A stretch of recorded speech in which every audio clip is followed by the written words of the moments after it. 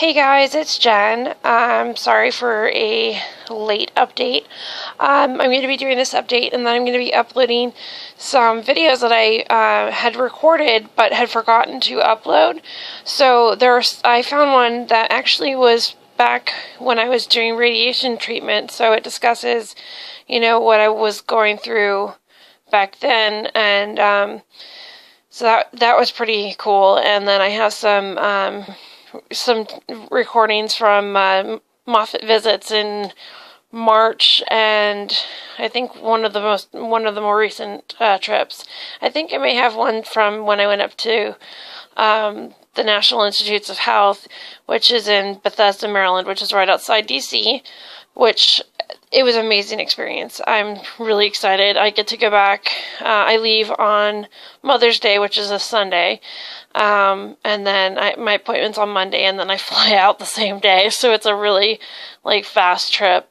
In essence, it's just to do lab work, just talk with the doctors about how the treatment's going, how the side effects are, and all that stuff, and also to do do their own lab work. So I'm sure they're going to make me do an EKG as well. I don't know. So it's been kind of crazy. By kind of crazy, it's been really crazy. So I went up I left on the 5th. I took the train because I was nervous about flying. It was pretty good. It was a long trip. And I'm probably never going to do the train again just because of what happened on the return trip, which I will cover in just a minute. So the trip up, the appointments were on the 7th, 8th, and 9th. The 7th was just meeting with one of the fellow doctors. The fellow doctors who are getting their fellowship are underneath an attending physician. It means that they are working towards obtaining a specialty title, or specializing in something more complex than just a regular MD. Like all oncologists have to go through a fellowship program.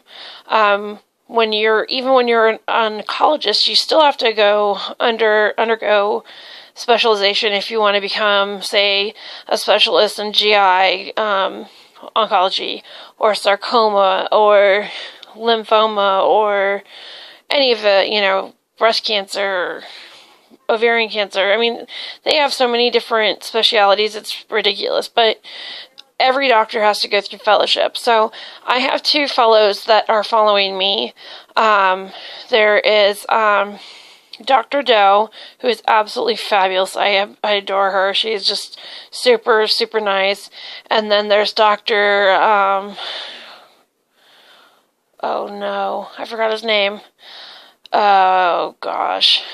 It's Korean, and I think I forgot it because he insulted my fiance and I got really pissed off, so I forgot about it. But anyway, so the trip was, so I met with Dr. Doe first, and also the nurse who's in charge of my case. Her name's Ramya. She's really awesome. She's super sweet. And so they discussed, everything. And Dr. Doe, of course, she's such a sweetheart. She's like, "Are you sure you want to do this? You've already been through enough." And I said, yes, I'm sure. And so the next day I got to meet Dr. Kumar, who's the lead doctor. She's the attending physician, I should say, on the study. She is amazing. I mean, I just read up on her, and oh my God, she's published over, I think, 75 articles or peer reviews, journals, all kinds of things. She's been in research for 15 plus years. She's been at NIH for over 15 years. So she's been a huge part in almost every clinical trial that started stage 0, phase 0 to, I think, phase 2 is as far as she goes. Once it gets past phase 2, it's kind of passed on to another set of doctors. So it's really cool, and she's very, very nice and very, knowledgeable. She answers all the questions, and it was really cool. And then, so when I met her, it was Dr. Doe was in the room, Dr. Kumar, Ramya, and then another nurse was in the room just because there had to be witnesses to all the signatures and everything just to make sure everything's kosher. So that I signed the consent for treatment, and then the next day I came in and had I think had another set of labs done, an EKG done, and then I consented to do additional biopsies. I'd already had biopsies done at Shands, which had where I was originally diagnosed, and I just recently went through my records and discovered that Moffitt actually got requested for a copy of my biopsies, and just so that they could confirm my diagnosis, which of course came back the same as what it was originally diagnosed. So, but with NIH, what they want is they want tumor blocks that they can go and break down the DNA and look at the genes and see what mutation it is, because they're discovering that there are more than one type of desmoid tumor. There's like 3 or 4. So it's pretty amazing. So I of course agreed to doing that. So I had that done, and had a bit of an adventure with my port. When I was up at NIH, I guess they don't access ports often, which is kind of weird, but whatever.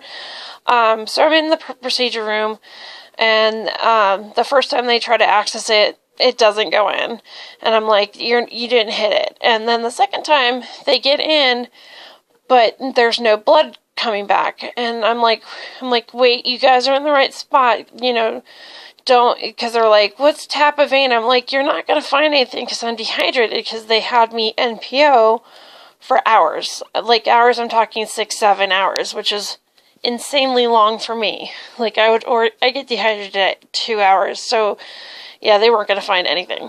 So I sat there and played with the syringe attached to the port, and suddenly I got blood return. I'm like, I got blood! And so then they hit me up with, I think, Versed and fentanyl, and so I was really comfortable and really didn't care about the biopsy, which was great. I actually don't remember the biopsy at all, which is even better. Because my first biopsy, I jumped off the table practically, because I was unnerved by the sound of the biopsy needle going off. So I was like, ah! So that was really cool. And then while I was in recovery in the day hospital, they waited, I think, an hour after I woke up from the anesthesia, the twilight sedation. And then they gave me my first dose of the chemo medication, which doesn't have a name. It's a combination of letters and numbers. And then it says Desmoid, and I take 150 milligrams, or I was taking 150 milligrams, so I had a 100 milligram tablet and a 50 milligram tablet. So, and then an hour after that, they did an EKG. And then then I went home, and all kinds of crazy things happened while I was up there, but the EKG came back abnormal, so they wanted me to come back, and I came back on that Friday, and so then the EKG came back normal, and then I went home on Monday, or left Monday, got home Tuesday. Wednesday I was at Moffitt doing follow-up and doing more blood work. Meanwhile, I'm taking the drug the whole entire time.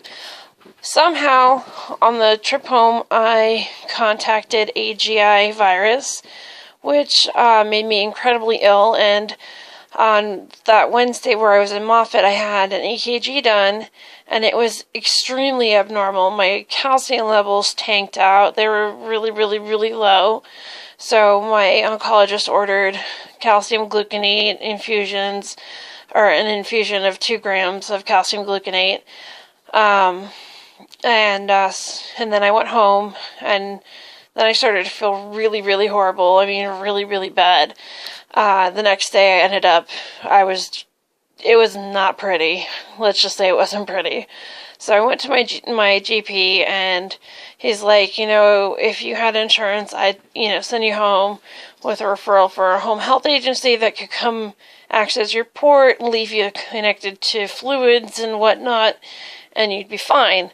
Well, I don't have that luxury, so he said you have to go to the ER, and he's like, he wrote a list of things for them to check.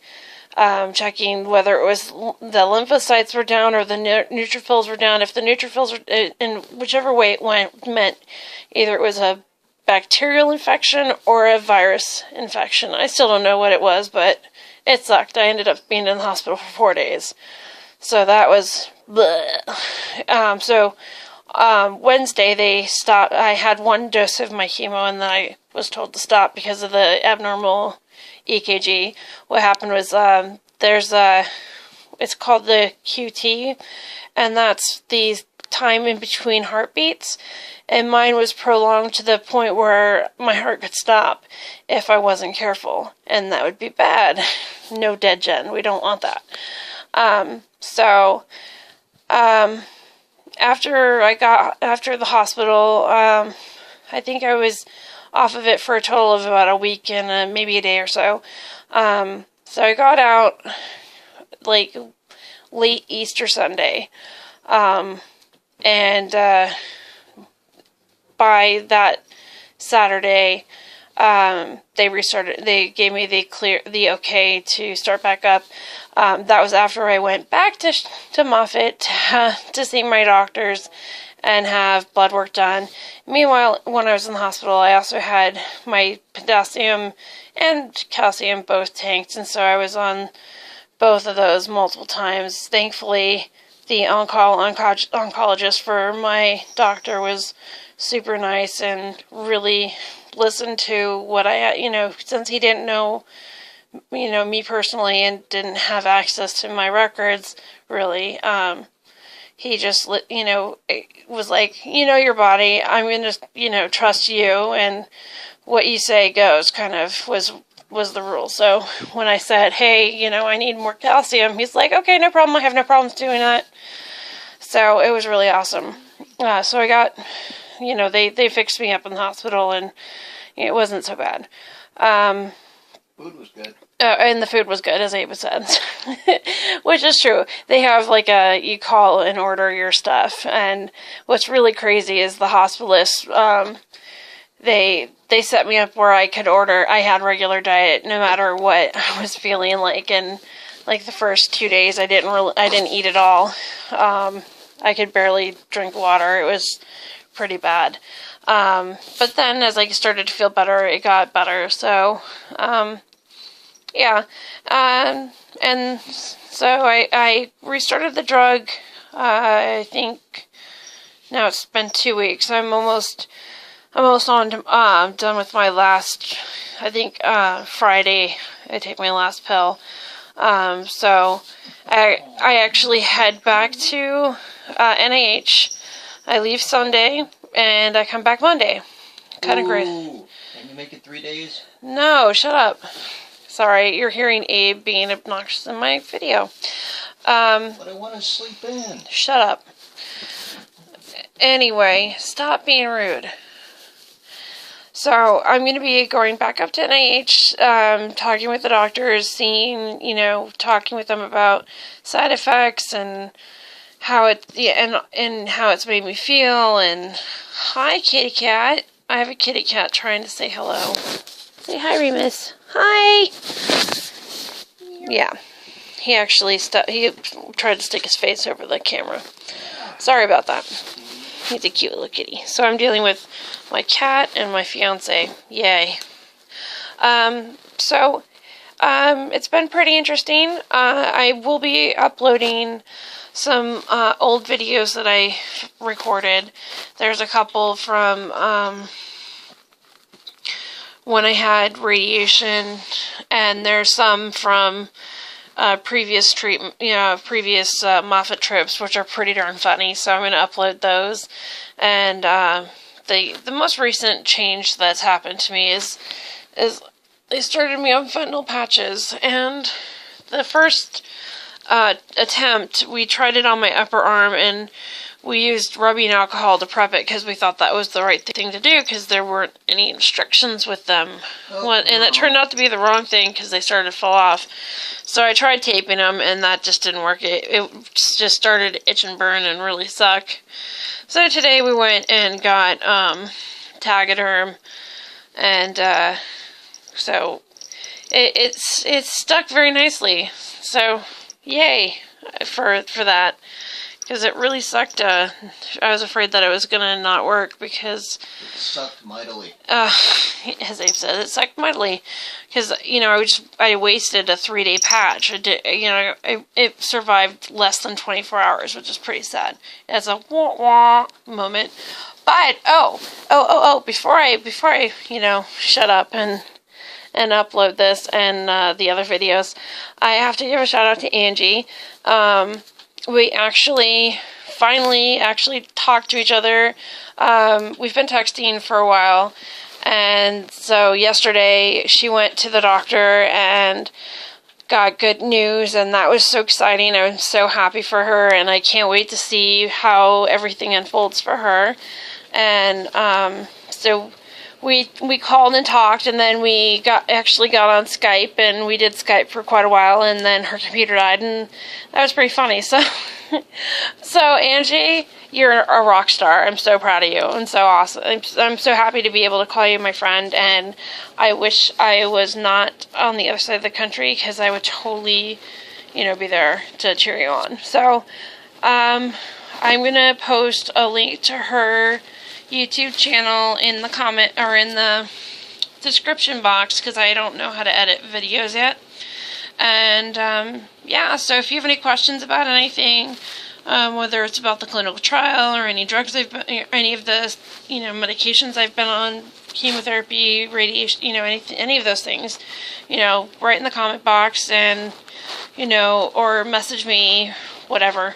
And I'll get back to you and let you know. Or if you want to know something, if you want a video about something, let me know. And I'll be more than happy to talk about it, because I don't mind talking about it, because I can talk all day. Alright, so I will talk to you guys later, and I hope you guys have a good weekend, and the next time I post a video will be up in Bethesda. So I'll see you later.